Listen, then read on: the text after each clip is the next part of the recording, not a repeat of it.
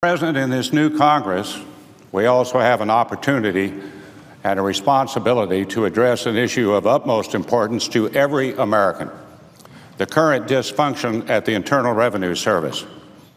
Now, I do not use the word dysfunction lightly, but I reach that conclusion when I see an agency systematically suppress the political activity and the free speech rights of American citizens.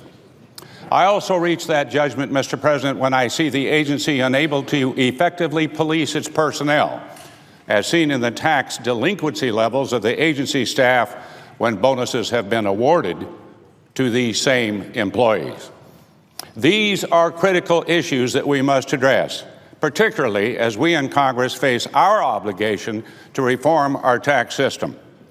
The IRS targeting of conservative and other groups that came to light way back in May of 2013 is neither a trivial issue or one we can ignore. No more back burner. This is a front burner issue. We have hit many roadblocks in this investigation, and it is certainly premature for us to reach any conclusions or to make concrete recommendations on how to address the IRS targeting. But that being said, we have a pretty clear sense of what happened.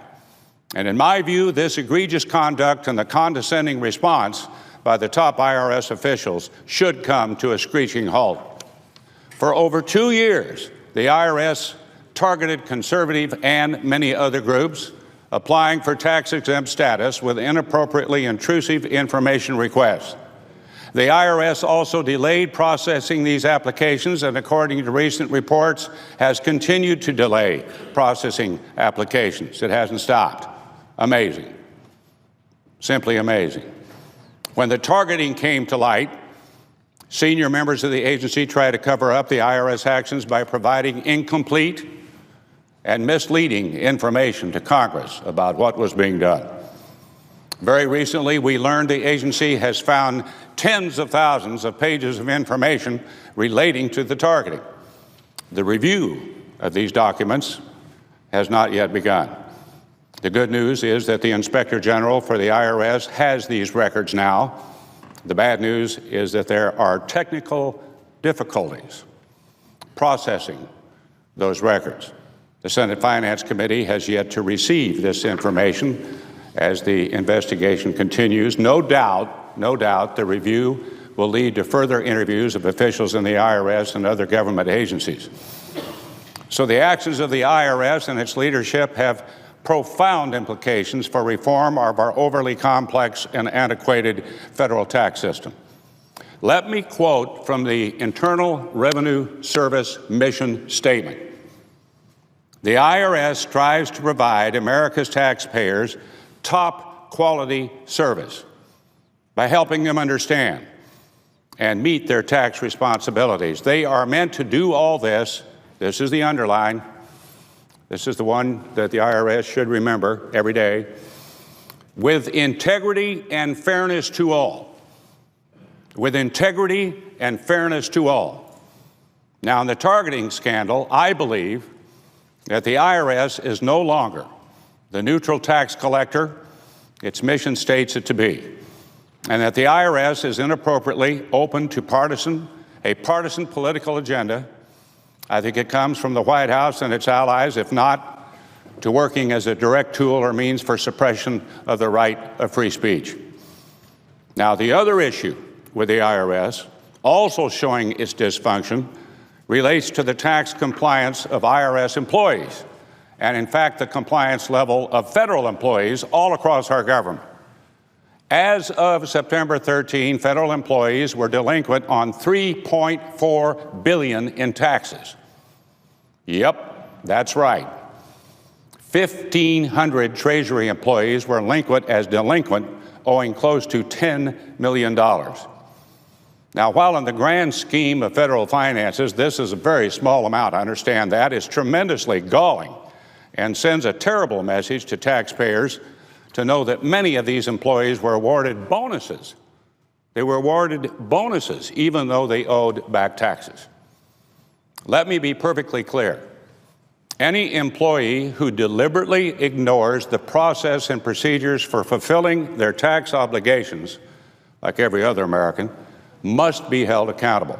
This is a basic principle upon I think we can all agree.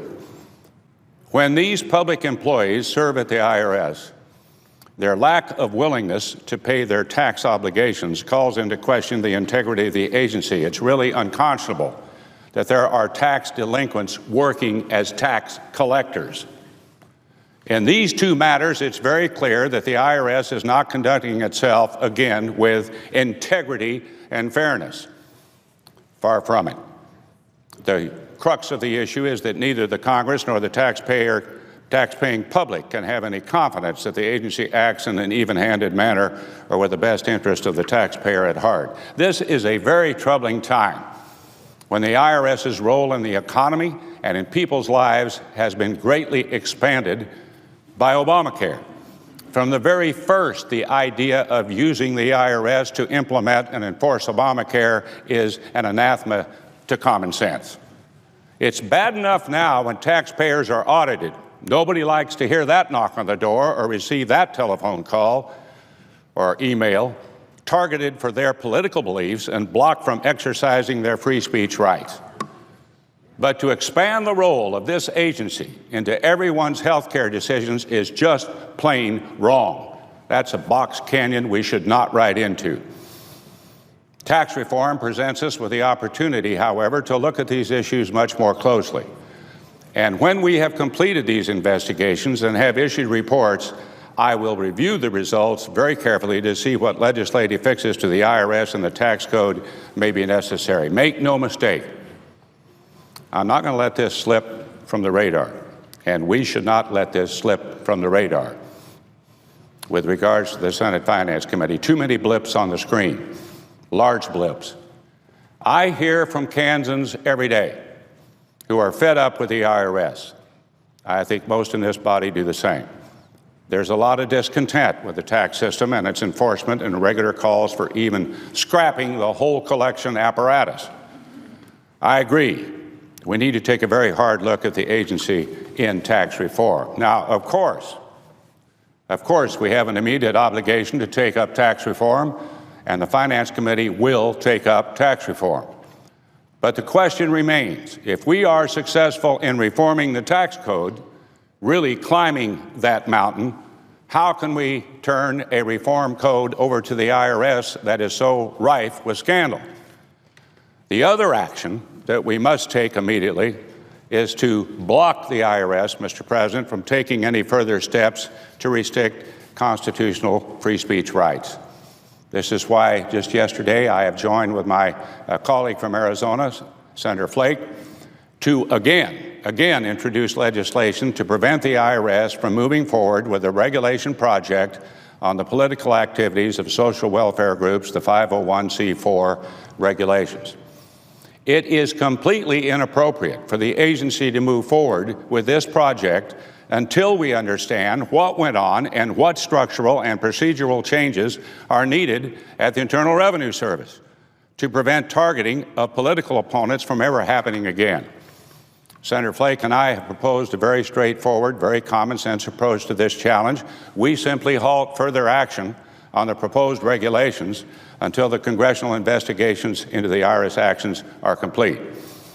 This bill that we have introduced, further freezes further IRS actions for 2 years and would make it clear that the IRS can only enforce the regulations that were in place before all the targeting began.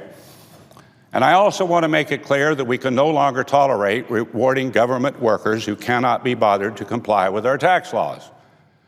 So today I am offering legislation to block any federal employee who is delinquent on their federal taxes, here's the key, and making no effort to pay their tax liability,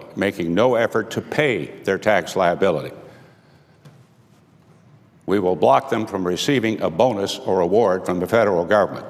Shouldn't be receiving a bonus if you're a federal employee who's making no effort to pay back taxes. The purpose of my bill is, I think, self-evident. If you are a federal worker, you should be making a good faith effort to pay your taxes like everybody else, or at least work with the IRS to pay down your debt, Holding federal employees accountable for their tax debts may even foster public confidence again in our tax system.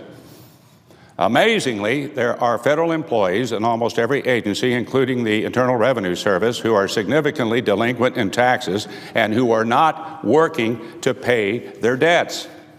That's wrong. That's not fair. It's not government practice. That's an understatement.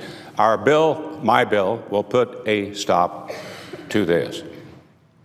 It's no wonder, given the IRS's behavior and the behavior of these federal tax delinquents, that Kansans and virtually every American doubt that the government can administer the tax laws in good faith. The lack of faith in the Internal Revenue Service is an important reason why Congress must rewrite the tax code, simplifying how we pay taxes and reducing the government's intrusion into economic and other affairs of the public. We don't need the IRS regulating constitutionally guaranteed free speech and muzzling lawful political activity. We also don't need to reward federal employees who do not even make the most minimal effort to pay their tax debts, and then give them bonuses. The hypocrisy of IRS agents getting bonuses when they aren't paying their taxes has to stop. Finally, there are other issues at the Internal Revenue Service, not the least of which, Mr. President, are recent statements by the Commissioner, the IRS Commissioner, warning, really threatening, the tax-paying public during tax filing season, no less, that the agency is drastically cutting taxpayer service functions.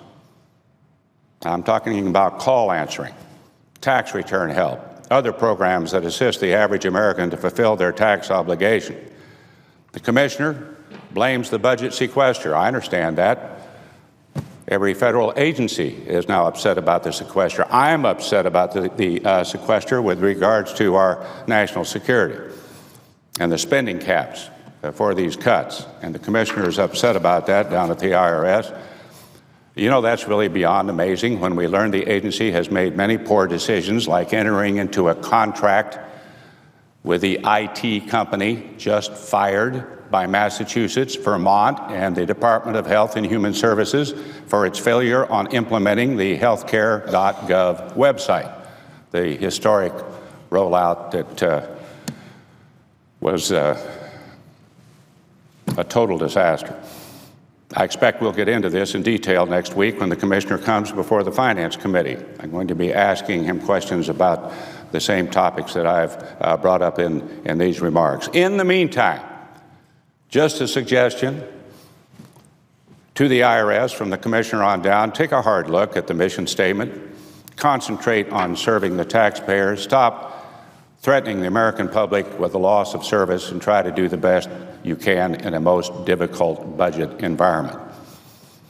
Mr. President, we have an obligation to have the IRS serve with integrity and fairness to the American public. That's not happening now. Let's work together to make sure that does happen. I yield back.